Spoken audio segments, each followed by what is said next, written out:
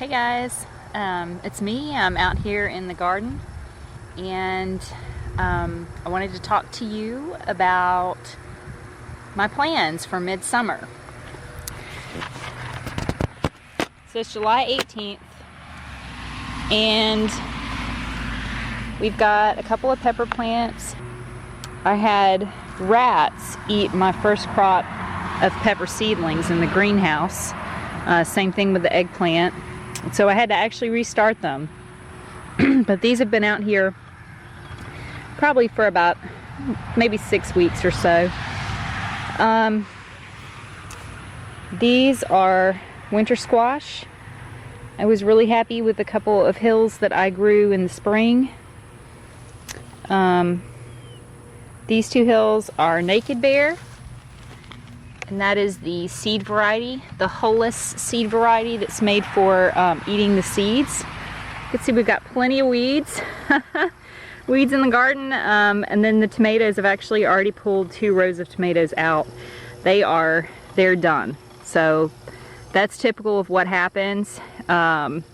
Even if I can keep the disease cut off the bottom, it's so well entrenched in the tissues of the plants that I'll start to get about 50% of the tomatoes will rot before they ripen. So at that point it gets worse and worse and worse till it isn't worth my time anymore. So I just kind of let them go.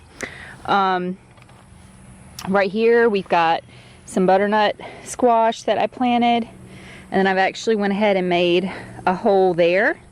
And that's how I do my no-dig hills for my melons and my winter squash. Is I will weed eat the like I've done here. I'll weed eat all the weeds down, all the vegetation, and then I will roll out black plastic, and I'll actually get compost. I've tried potting soil and that didn't work very well. Pure compost, and I will make a mound after I cut a hole, because you want those roots to be able to really get down in the soil and tap in. So you want to make sure you make a big enough hole for your mound, because you're going to be putting 2 or 3 plants there, so they really need a lot of space. Right here I have my row of purple sweet potatoes. These are doing really fantastic. For these I did a no-dig method as well. Weeded the vegetation down and scooped out the soil where I was going to put the seedling and filled it back in with compost. So that got a compost treatment as well. There were no artificial fertilizers have been applied here, no pesticides. I haven't needed it this year. Right here, this is the blue corn. It's done. It did not do well, and that's my fault. I should have put fertilizer on it. I thought I could get by with the soil fertility and not just, I know better. Sometimes I have to relearn my lessons. Some of you may be able to do that with soil fertility, grow corn, but I've always had to use chemical fertilizers unless I've literally grown it in the prior location of a chicken coop. So I've got 2 main impediments to my summer garden. First impediment is the weeds. I can't keep up with the weeds. Even if I pulled the weeds every day, unless my garden was super small, for a garden the size to feed my family, I can't keep up with the weeds. I can't find anyone to help me keep up with the weeds. So nobody in my family wants to be pulling weeds, including me. And so I'm putting out black plastic. Cardboard, mulch, and hay and wood shavings. Those work great, but in the heat and the humidity here, which is about, the humidity is between 60 and 70%. Today the heat index was 100. It burns up. It burns up so quick. The bacteria eat it up. It's gone. It turns into dust in no time. So during the summertime, it seems counterintuitive, but the black plastic seems to be what works best for me. I do have to make sure that there's a large enough space around the base of the plant that you're not suffocating it. Okay, so if the plant was right against the black plastic, it would wilt and die. So in those cases, if you're putting a seedling down, like when I first put these out, what I did was I packed hay just right around the base. And you can see the remnants of some of that right here. And that's just to give that plant some time to be established so it doesn't get just totally cooked on this black plastic in the heat. That brings me to the second problem. It's the elephant in the room, the heat. The heat here is just so intolerable during the summertime. Right now it's overcast, so it's actually not that bad out here. I've got a little bit of a sweat going, but not too bad. But it's literally too hot for warm weather plants in a lot of cases. So you'll see, you may have noticed when I was pointing out the squash, that I've got a cage and some old vegetation. These are old tomato plants, and these are actually acting like a shade cloth. Now you wouldn't want to use a diseased plant that has a disease that can be transmitted to your other plants. So you wouldn't want to put old diseased tomato plants over any of your solanums, so potatoes or eggplants. But squash is in a completely different genus, so I'm really not worried about that. Anyhow, so what I did, you could use shade cloth and hoops, but I already had these tomato cages right here. I already had the vegetation. I already had some leftover yard staples from the black plastic kit. So I just took a tomato cage, I laid it down lengthwise carefully so I didn't hurt the squash seedlings, and I anchored it in 2 places so it wouldn't roll around during wind events.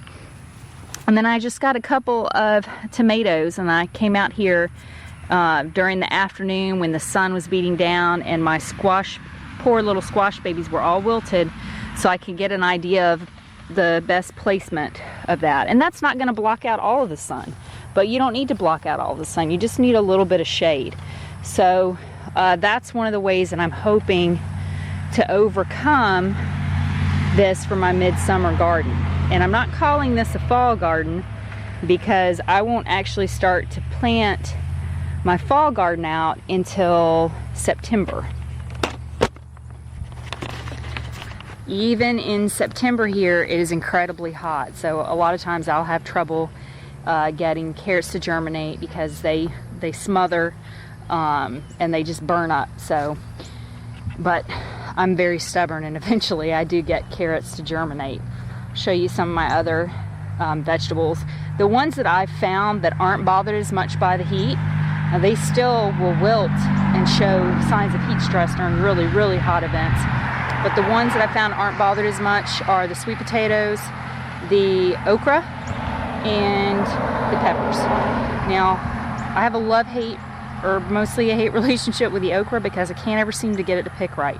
So this year, it doesn't matter how small it is, if I see an okra, I'm picking it off, because it goes from being this big in the morning to a foot long and tastes like a woody stalk in the afternoon. So, but I just put these okra out here.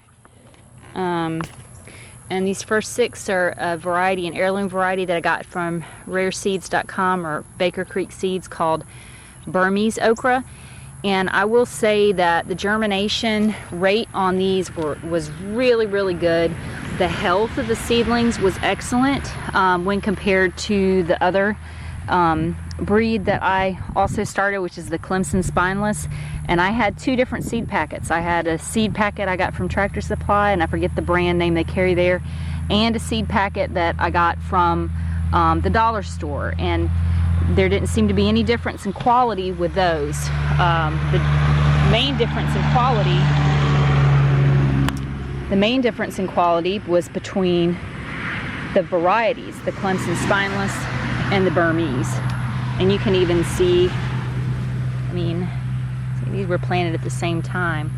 That's the Burmese, that's Clemson Spineless. They just don't look as vigorous. I mean, they're growing and they're gonna do great, but they don't look as vigorous. Well, I guess time will tell if they do great. Here's my peppers.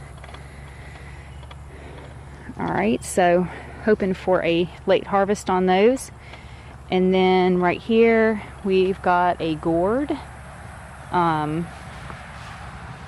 Look at that guy. That's a bad guy. Up. No, he's dead. Squished him. Unfortunately, I also damaged that leaf, but that's okay. This is bushel basket gourd. And I've got, I think I have 3 hills of this. 1, 2, yeah, I have 3 hills. And lots of male flowers on these. I haven't seen any female flowers yet. Female flowers gonna have a bulb at the bottom. It won't be as big as my fist, I don't think. I've actually never grown this variety of gourd before.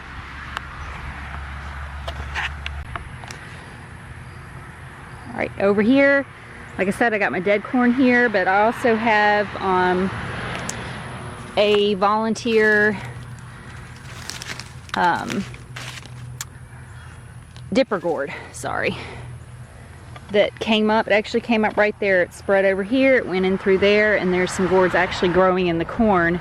And I haven't bothered cleaning any of this up yet, because this is going to be where I put most, well, actually, I think all of my brassicas should fit in this area right here. So my collard greens, my broccoli, my mustard greens, all those. So the sun came out and I started getting a little bit too hot. So I came over here in the shade.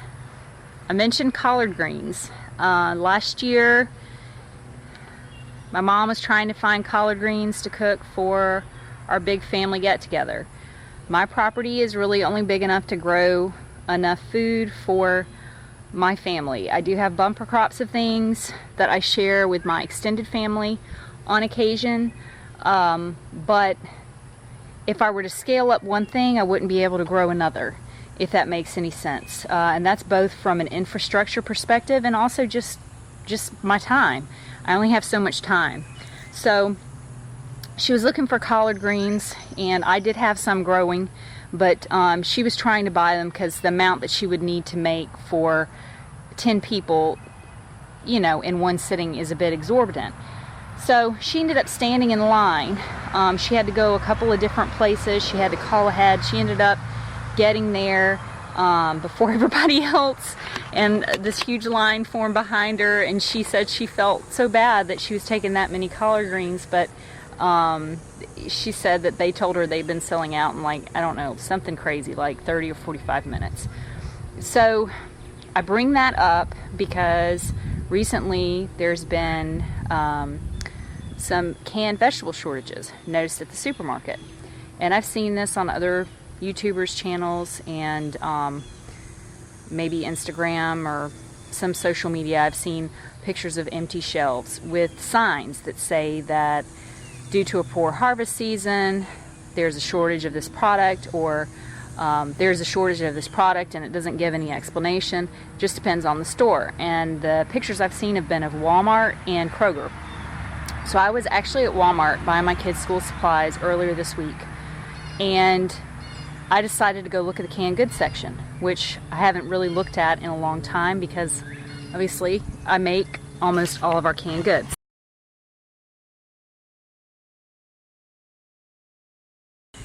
So I went to the canned goods section. The beans, like the canned beans, like canned pintos and chilies and things like that, all of that was fine. When you got to the canned vegetables, specifically the canned vegetables, in this super Walmart, this portion of the aisle is typically about 10 feet long. I'm going to show you a picture. This was all of their canned vegetables.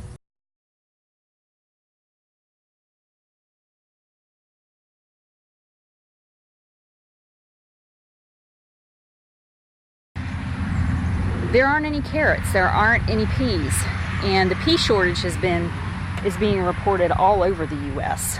This is not just my area in particular, and it's not a transportation issue. It is an issue with the fact that we have had major, massive, epic flooding in the breadbasket, basically of the world. The Midwest is like the breadbasket of the world. They make so much of the food, not just for U.S. citizens, but for other places as well.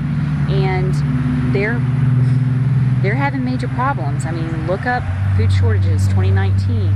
The USDA is not giving us accurate numbers on how far ahead they are with the, or how far behind they are with the corn. They won't even, I don't even think they issued a report this last time.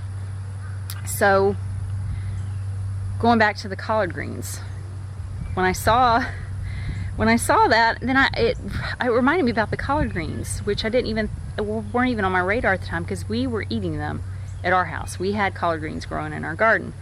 And in the South, it's a tradition for New Year's Day. You have black-eyed peas, collard greens, pork, and the black-eyed peas are luck. The collard greens are money for the new year. The pork, ironically enough, is for good health. You got me there on that one.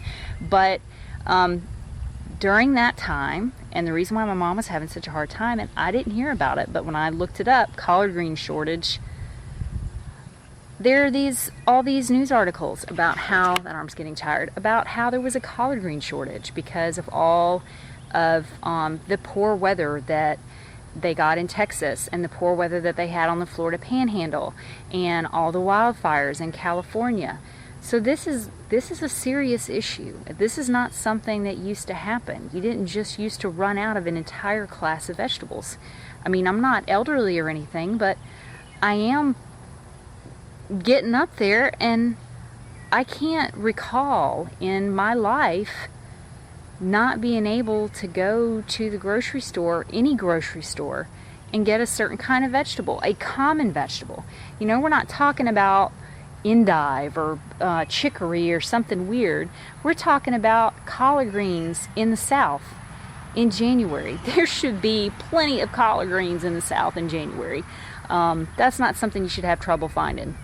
So just be mindful about what's going on around you. All right, thank y'all for watching.